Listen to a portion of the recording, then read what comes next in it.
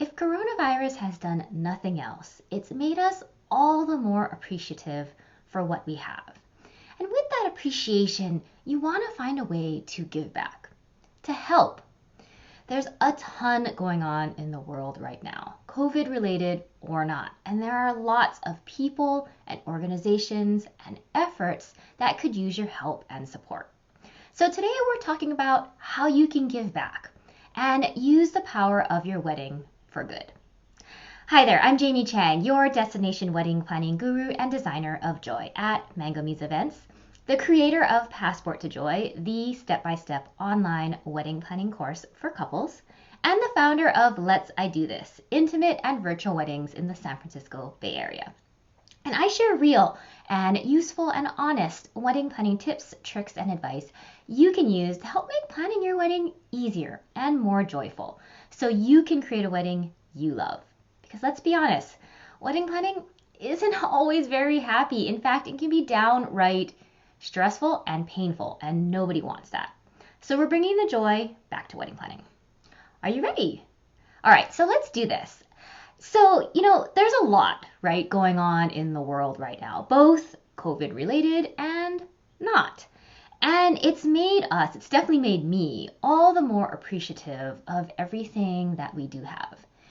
Everything from being healthy, just being healthy, to having food to eat, to being able to work from home, and then importantly, to having the people we love in our lives, like your fiance.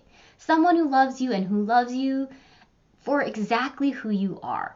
That's a really special and important thing, and that's something to be appreciated. But, part of that appreciation is also understanding that not everyone is as lucky. There are many people struggling or suffering in one way or another. And you want to help. You want to give back. There are lots of ways to help, right? But one way to do that, which we're going to be talking about today, is with your pocketbook. Because you have purchasing power. Your money has power. And, it doesn't matter how much money you have, how rich you are, how wealthy you are. It just matters how you use it. I know money isn't a super easy topic to just talk about. People feel uncomfortable about it, and I get it. There's a woman I follow called Ashley Feinstein-Gerstley who runs a company called The Fiscal Femme, and she's pretty great. She talks about money, which is a difficult subject, right? And if you want to check her out, I'll put the links below. But as I was sort of thinking through today's video, she said something recently that I think just fits perfectly with what we're talking about and the point I want to get across with how to give back. So I'm going to be sort of using her words here today to kind of kick us off. Because, while giving back is many times, related to wealth and how much money you have, it doesn't mean that we can't start small and start small with our choices. So here's what Ashley said, word for word, because I think it's just kind of perfect. I'm going to read it to you. Giving is a lot broader than we often consider. We often think of giving as contributing to a charitable organization, but we're also giving every time we spend money. How? We're giving to a company's bottom line. We're supporting companies and organizations with every spending decision we make. And we make many of them, each week, and sometimes even each day. Here's an example.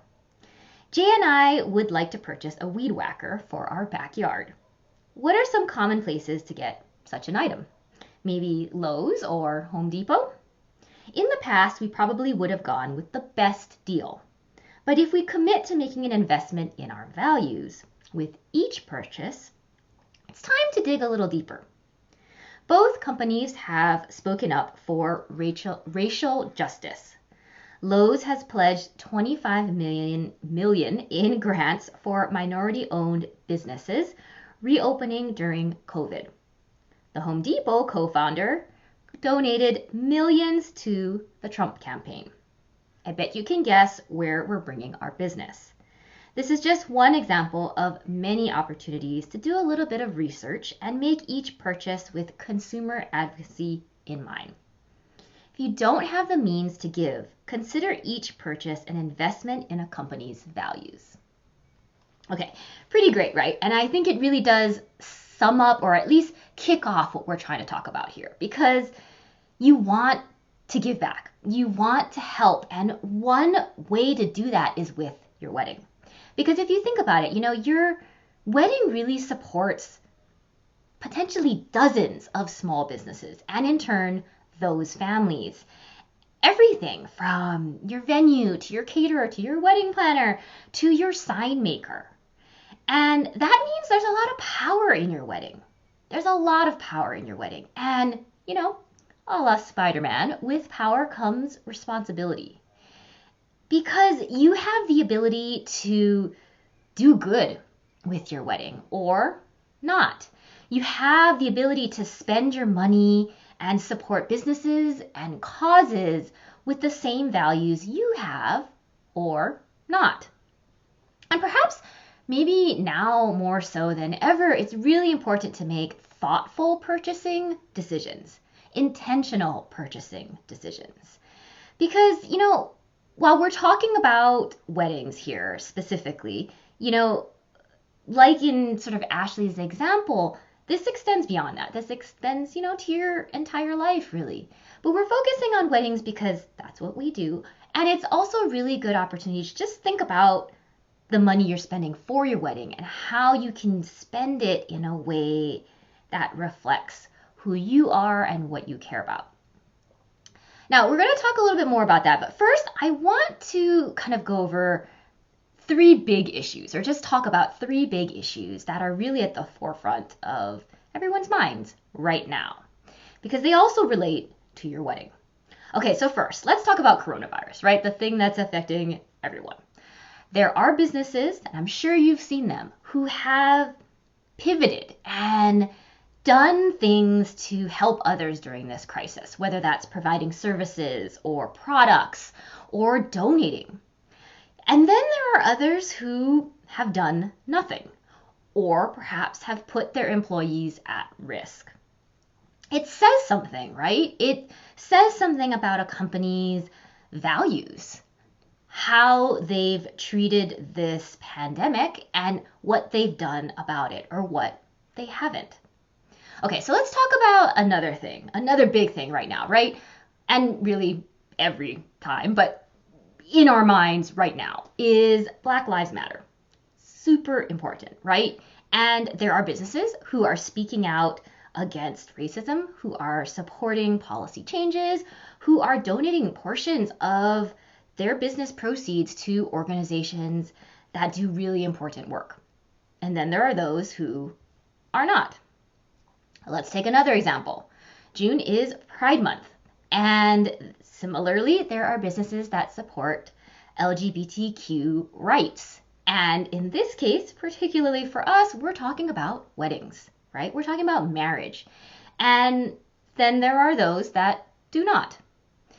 Businesses that, support or conversely do not support the people, the communities, and the values I care about matter to me. And it definitely influences who I want to spend my money with. And I bet it matters to you too.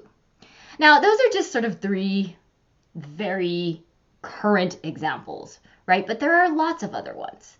There's climate change, clean water, there's education, domestic abuse, mental health, access to medical care, endangered animals. I mean, the list goes on, right?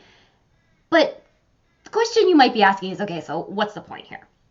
The point is that your decisions and how you spend your money really make a difference. And that applies completely to your wedding as well. And what's great about this, what's super great, is that you can actually make the things you care about a part of your wedding.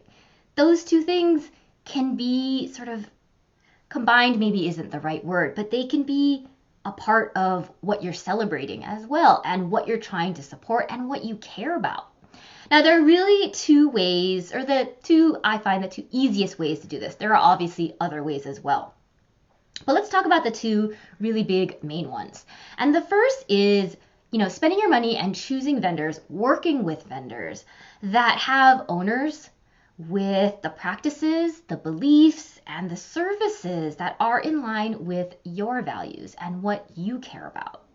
Using your purchasing power for good. Okay, and then a second way is to really create a donation registry.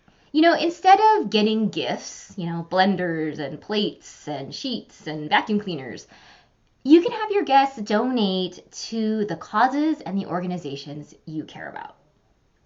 Both are really, really great ways to give back and support the causes that mean something to you. And, you don't have to be rich to do this. You don't have to have a lot of money to make these decisions in these ways.